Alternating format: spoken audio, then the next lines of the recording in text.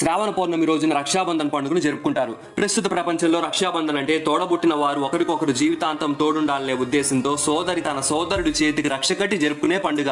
రక్షాబంధన్ కేవలం అన్నాచెల్లెలకు పరిమితమయ్యే పండుగ కాదని వేదాలు పురాణాల ద్వారా మనకు తెలుస్తోంది.